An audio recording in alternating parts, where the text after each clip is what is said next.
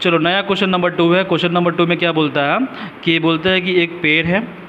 अब वो पेड़ जो है ना वो क्या होता है ना कि आंधी तूफान आता है, आंधी तूफान होने के बाद से कहीं से वो मतलब कि टूट के वो नीचे गिर जाता है, और जो गिरता है ना वो तो ग्राउंड पे एक पॉइंट है वहाँ पे गिरता है, और जो पॉइंट पे मतलब कि वो गिरता है ना तो उसका वो एक एंगल बना कर देता है 30 डिग्री का एंगल, ठीक है। और यहाँ पे आपको बताया गया कि 90 डिग्री पे तो होगा ही, कोई भी होगा तो वर्टिकली होगा, है ना। और यहाँ पे बता दिया गया है कि जो पॉइंट ऑन द ग्राउंड पे जो टचेस हो रहा है उसका टॉप ऑफ द ट्रीज़ का, और ये दोनों के बीच का डिस्टेंस आपको दिया हुआ है 8 सेंटीमीटर, ठीक है। तो यहाँ बोलता है कि फाइंड द हाइट, है ना, find the height of the trees. तो एक्चुअल हाइट कितना है वो निकालना है आपको। तो इसका नाम दे देना, इसका नाम देते हैं हम ए, ये है बी, ये है सी और ये है डी। इसको सॉल्व करो। कैसे करोगे छोटू? सबसे पहली बार देखो कि ये वाला हो गया परपेंडिकुलर और ये हो गया बेस। तो परपेंडिकुलर बेस होता है tan थीटा का रिलेशन। तो हम लिखेंगे in triangle B C D में आना। तो in triangle B C D में आओगे तो तुम्हें पता है कि tan 30, तो tan 30 इज इक्वल टू होता है परपेंडिकुलर बाय बेस। तो tan 30 का हो जाएगा 1/√3 और perpendicular that is called BC और base that is called CD का वैल्यू आपको दिया हुआ 8 सेंटीमीटर। तो क्रॉस मल्टीप्लाई करोगे तो 8/√3 हो जाएगा। ये हो गया BC का वैल्यू, इक्वेशन नंबर फर्स्ट, ठीक है। आगे चलोगे तो आगे क्या करना कि जब देखो इसका तुम वैल्यू तो निकाल लिया है, निकालना इसको भी है ना, क्योंकि ये क्या है, ये एक्चुअल में ये जो यहाँ से टूट कर जो ट्रीज़ गिरा था ना उसी का ना लेंथ है और वो लेंथ इसके बराबर है। तो इसको भी निकालना, तो इसको निकालने के लिए ये निकाल दोगे तो तुम्हारा निकल जाएगा। तो इसको कैसे निकालोगे? तो आप क्या करना कि ये वाला और ये वाला किसका रिलेशन है?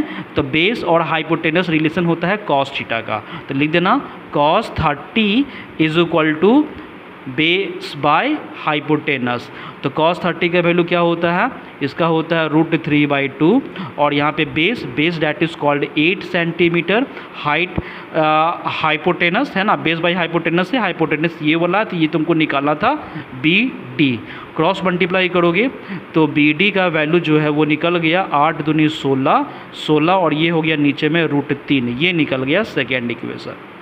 तो यानी कि तुमको एक्चुअल हाइट निकालना था। तो एक्चुअल हाइट निकालने के लिए क्या करना? तो यहाँ से एक लाइन को ऐसे करना, फिर उसके बाद सॉल्व करना। तो यहाँ पे A से लेकर C का एक्चुअल हाइट निकालना था। तो कैसे निकालोगे? तो AB प्लस BC। तो AB that is equal to BD, because यही वाला तो ये गिरा था ना, तो इसका तो वैल्यू दिया हुआ था, तो इसका नाम दे देना BD और BC को हम BC ही छोड़ देंगे। तो यहाँ पे BD है तो BD का वैल्यू दिया हुआ था 16√3। BC का वैल्यू ऑलरेडी हम लोग निकाल चुके थे 8/√3। सॉल्व करोगे तो यहाँ पे LCM √3 हो गया, तो ये हो गया 16 और 8, बिकॉज दोनों का डेनोमीटर सेम था तो LCM तो वही होगा। तो कितना हो जाएगा? तो 16 4 20 20 4 24, तो 24/√3 हो गया। तो तुम्हें पता होना चाहिए कि डेनोमिनेटर में रूट में आ गया है तो इसको रैशनलाइज कर लेना चाहिए। तो रैशनलाइज कर लेना, तो इसको इससे मल्टीप्लाई, तो 24√3 हो गया होल डिवाइडेड बाय √3 तो 3 हो गया, 3 से काट देना, 3 8 जा 24, तो 8√3 आ गया। ज़्यादा से ज़्यादा 8 को √3 का वैल्यू होता है 1.732, सॉल्व कर लेना, ठीक है। तो सॉल्व करोगे ना तो कितना हो जाएगा? 8 दूनी 16, 8 3 24, 25 के 5, हाथ में बचेगा 2, 8 7 56, 57 58 का 8, हाथ में बचेगा 5, 8 1 8 5 13।